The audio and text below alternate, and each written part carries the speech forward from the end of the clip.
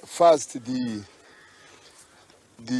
armored, after crossing the Lake Galilee, reaching the foot of the Golan Heights, they are engaged by the enemy, and the officer commanding mechanized battalion asked for the support by paratroopers and the air support.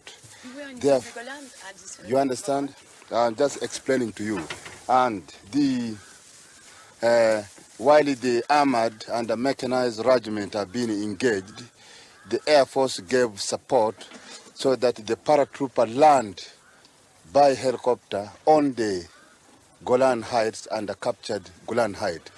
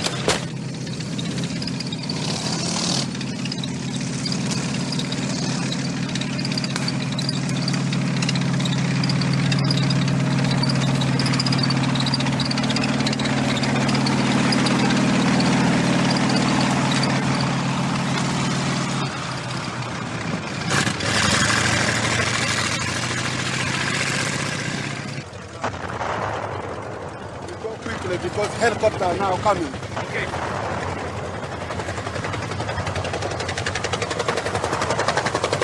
When you feel him helicopter.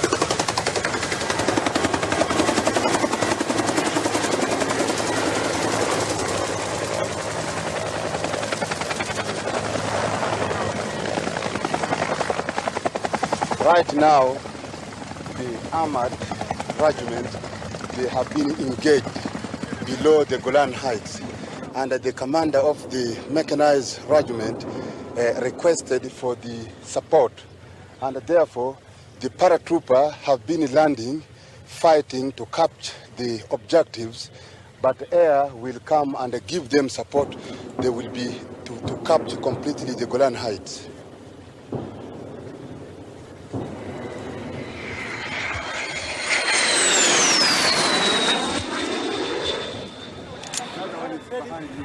Yeah.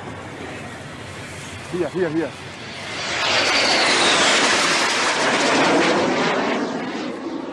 Left. Now advance. Advance.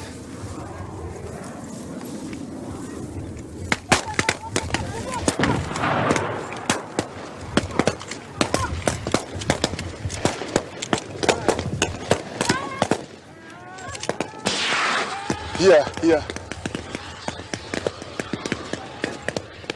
Victory over Golan Heights.